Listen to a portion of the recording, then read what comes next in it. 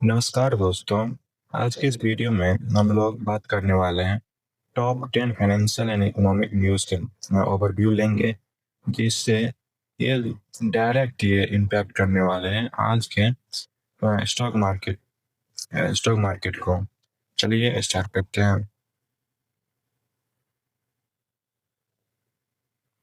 Investor withdrawal funds, investor जो है India के स्टॉक मार्केट से पैसा निकाल रहे हैं, जैसे एफपीआई आउटफ्लो।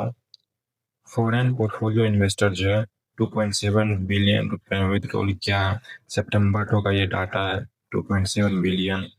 अब जो है नेट इन आउटफ्लो जो हो गया है इस साल में, नेट आउटफ्लो हो गया 7.6 बिलियन, 17 बिलियन हो गया है। और ये जो है सिग्निफिकेंट है, ये अपने आप में जो है ना एक रिकॉर्ड बन गया है सबसे ज्यादा आउटफ्लो का। मार्केट इसका इम्पैक्ट क्या पड़ने वाला है स्टॉक मार्केट पे? इसका इम्पैक्ट पड़ेगा मिड कैप जो है और एक्सपोर्ट रिलेटेड जितने भी सेक्टर है, और जो कैपिटल, जिसका कैपिटल जो है फॉरेन इन्वेस्टर पर डिपेंड कर रहा होगा, उस पर एक प्रेशर देख सकते हैं। और मिड कैप और एक्सपोर्ट रिलेटेड भी प्रेशर देख सकते हैं। दूसरा जो है RBI maintain repo rate. RBI जो है मेंटेन क्या है रेपो रेट को, इससे क्या होगा, आरबीआई रेट स्टेबल रहने के कारण जो आरबीआई अगर पहले भी था 5.5, अब भी है 5.5।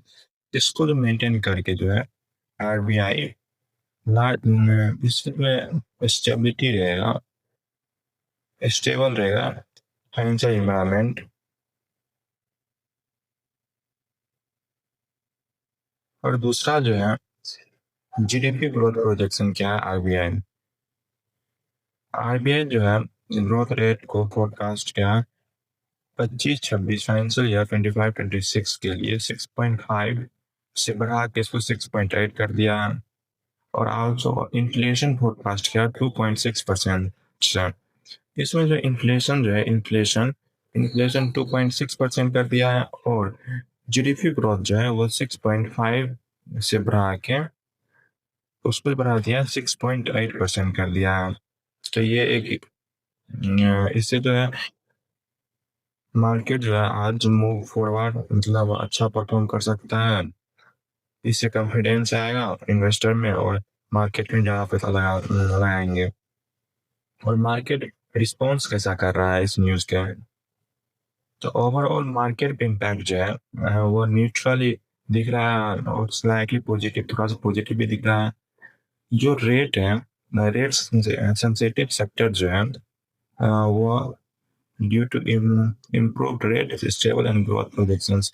जो रेट सेंसिटिव सेक्टर है उसको एक बूस्ट मिलेगा, क्योंकि रेपो रेट जो है 5.5 ही रहा है, इसके चलते उसको एक बूस्ट मिलेगा।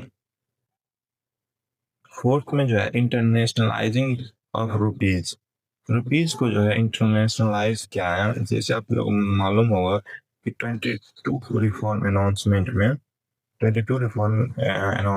में आरबीआई जो है प्रमोट किया rupees in international trade. International trade में जो है रुपीज को प्रमोट किया है। इससे ब्रॉडर करेंसीज इंक्लूडिंग जैसे rupees rate linked to more global currencies.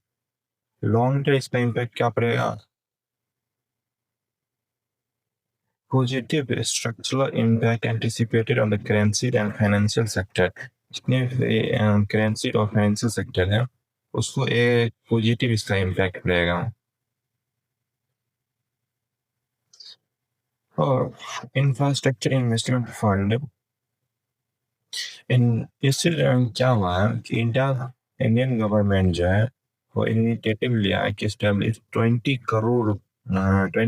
Crore risk guarantee fund बनाया है, उसमें डाला है। इससे होगा क्या, इससे जो है रिस्क गारंटी फंड होने के कारण 20 करोड़ जो फंड है इंक्रीज होगा।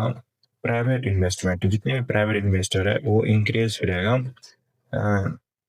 मतलब ज्यादा इन्वेस्ट करेगा प्राइवेट इन्वेस्टर। इसका मार्केट सेटलमेंट कैसा हो रहा है, मार्केट में इसका क्या इम्पैक्ट करने वाला है? Positive outlook for infrastructure, infrastructure related जितने भी सेक्टर है, कंपनीज हैं, इंजीनियरिंग रिलेटेड और कंस्ट्रक्शन कंस्ट्रक्शन स्टॉक जैसे सीमेंट वाट, ये सब इंफ्रास्ट्रक्चर इंजीनियरिंग और कंस्ट्रक्शन जितने भी इस पे कंपनीज हैं, इस पे जो है इसका पॉजिटिव इम्पैक्ट पड़ेगा। और तो चौथा ऑप्शन इन्वेस्टमेंट इंसेंटिव से, इससे जो बूस्ट मिलेगा private sector increment in the infrastructure development. जितने भी प्राइवेट सेक्टर है वो इंक्रेजमेंट मतलब ज़्यादा से ज़्यादा इंफ्रास्ट्रक्चर डेवलपमेंट पे इन्वेस्ट करने वाला है। तो एक इंफ्रास्ट्रक्चर सेक्टर भी ये जो है इम्पैक्ट करे। उसके बाद जो बैंकिंग सेक्टर अपॉर्चुनिटीज जो है, जैसे the RBI has relaxed lending normal for the bank, particularly for the MON activities, unlocking a potential for rupees 5 lakh crore in new credit demand। RBI जो रिलैक्स किया lending normal के लिए, मतलब bank के लिए जितने भी उधार पे मतलब क्रेडिट पे जो पैसे लेते हैं उसके लिए ये नॉर्मल क्या है, मतलब रूल उसको कम किया है। इससे जो है पोटेंशियल है 5 करोड़ रुपीज जो है न्यू क्रेडिट डिमांड होगा, मतलब क्रेडिट होगा 5 करोड़ रुपीज, 5 लाख करोड़ मार्केट में क्रेडिट इससे बढ़ेगा। इसका मार्केट पे इसका बेनिफिट क्या होगा?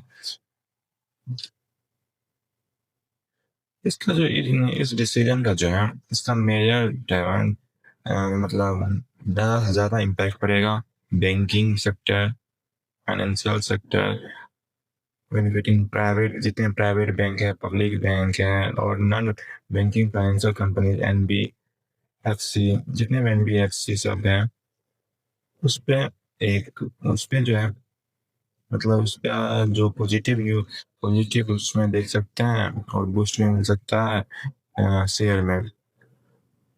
दूसरा जो है इंक्रीज क्रेडिट फ्लो, इससे जो है क्रेडिट फ्लो मार्केट में ज़्यादा होगा, क्रेडिट ज़्यादा होगा तो इकोनॉमी में पैसा ज़्यादा होगा, इकोनॉमी में क्रेडिट फ्लो ज़्यादा होगा तो जितने भी increase credit flow which can stimulate economic growth, credit flow होने के कारण इकोनॉमिक में ग्रोथ होगा और इनहेंस होगा सेक्टर्स परफॉर्मिंग, जो भी सेक्टर परफॉर्म कर रहा है उसको एक और बूस्ट मिलेगा इस कारण।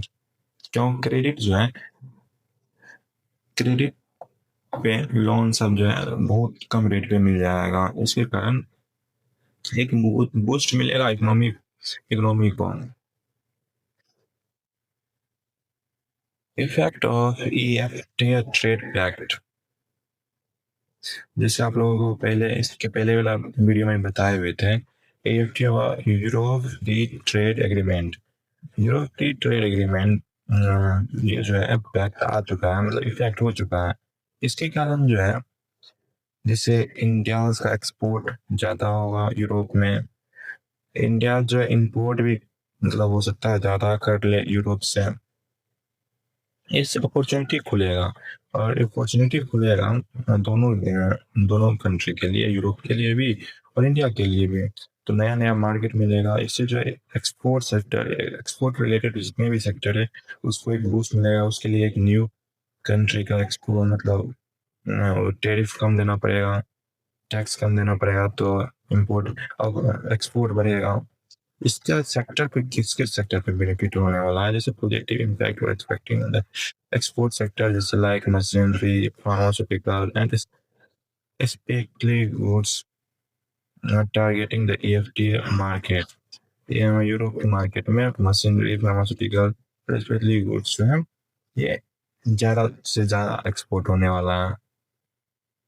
इसका मार्केट इम्पैक्ट क्या पड़ेगा? मार्केट का पे इम्पैक्ट इसका पड़ेगा, trade condition may have enhanced competitive and increase exports volume given economic growth। इससे जो है इंक्रीज हो, एक्सपोर्ट इंक्रीज होगा, वॉल्यूम एक्सपोर्ट का वॉल्यूम में इंक्रीज होगा और कंट्रीब्यूट टू इकोनॉमिक ग्रोथ में भी, और कंपटीशन भी ज़्यादा होगा डोमेस्टिक मार्केट में और इकोनॉमिक को एक ग्रोथ मिलेगा। अब जो हम लोग बात कर लेते हैं ग्लोबल मार्केट पे, गोल्ड प्राइस जो है वो रिकॉर्ड हाई पे है, जैसे $3,800 $38 $3,800 पर प्योर जो है गोल्ड आ चुका है। इस इन्फ्लेशन एंटिसिपेटेड रहे है और रेट कट हो सकता है।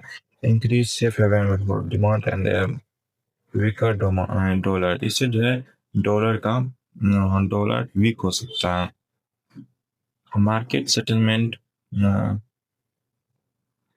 रैली इन गोल्ड गोल्ड में जो है रैली देख सकते हैं आप लोग। और जो इन्वेस्टर क्रेज होगा, जितने भी इन्वेस्टर हैं वो हेजिंग के लिए स्ट्रेटजी बना सकते हैं कि गोल्ड के स्टॉक में हेज कर सकते हैं। इससे जो बूस्ट मिलने वाला है, प्रीसियस मेटल, जितने भी प्रीसियस मेटल है उस पर बूस्ट मिलेगा एक। और ज्वेलरी स्टॉक पे भी बूस्ट इसका मिल सकता है। देख सकते हैं। इन्वेस्टर बिहेवियर क्या होना चाहिए? Rising gold price properly reflected a flight for to safety among investors, hunting at the broader economic concern impacting the market state settlement. कई हेजिंग के लिए इन्वेस्ट अगर सेफ में आप इन्वेस्ट करना चाहते हैं तो गोल्ड में आप इन्वेस्ट कर सकते हैं। गोल्ड अभी के लिए सेफ है। उसके बाद स्ट्रेटजिक स्टॉक फोकस, किस किस स्टॉक पे आपको फोकस करना चाहिए अब आज के लिए? Investors should closely monitor Nestle, Lipen, and ICICI Bank. These sectors are expected to show significant market movement. Understanding their fundamental recently development with the help of the investors identifying trading opportunity and make information decision. जैसे Nestle हुआ, लेपिन हुआ, ICI bank हुआ, इस सब sector को आप लोग जो है मॉनिटर करके रख सकते हैं और इसका फंडामेंटल देख के, और जो है इन्वेस्टर का क्या इस पे अपॉर्चुनिटी है इसको देख के आप लोग इसमें ट्रेड और स्टॉक बाय कर सकते हैं। किस किस को देखना चाहिए? तो national defence and ICI market activity anticipated increase in volume and validity. Investor strategy, investor trade behaviour, investor decision, investment आप अपने डिसीजन लेके इसको देख सकते हैं। Gift Nifty pre market indicators, gift Nifty pre market indicator में क्या कर रहा है पहले, मतलब इंडिकेट क्या करता है गिफ्ट निफ्टी? तो गिफ्ट निफ्टी अभी जो है पॉजिटिव खुला है। गिफ्ट निफ्टी फ्यूचर पॉजिटिव खुला, early indicator show the gift Nifty future after approx 1.38% से positive start in the trading day. आज के दिन में वो 1.38% पॉजिटिव खुला। और जो मार्केट रेजिस्टेंस लेवल है, मार्केट पे जो रेजिस्टेंस लेवल है आप लोगों को देखना चाहिए कौन कौन से लेवल। आपने तो 8 day of losing stock 82 for the Sensex, 82 level का सेंसेक्स देखना चाहिए, एक सपोर्ट बन रहा है वहां पे रेजिस्टेंस। और सेंसेक्स का 82,000 का और 25,000 का निफ्टी में जो है आप सपोर्ट देख सकते हैं 25,000 का, और सेंसेक्स में 82,000 का देख सकते हैं सपोर्ट। ग्लोबल क्रूड इम्पैक्ट जो है वो विच आर क्रूड इनके short and top crude oil को वही है कि दे expected the really global crude oil with crude oil demand short and top. तो आज पे इस वीडियो में इतना ही। अगर आप ये पीपीटी पढ़ना चाहते हैं तो डिस्क्रिप्शन जो है लिंक दिया है टेलीग्राम चैनल का, वहां से आप लोग डाउनलोड कर सकते हैं। डाउनलोड करके आप वहां से पढ़ सकते हैं।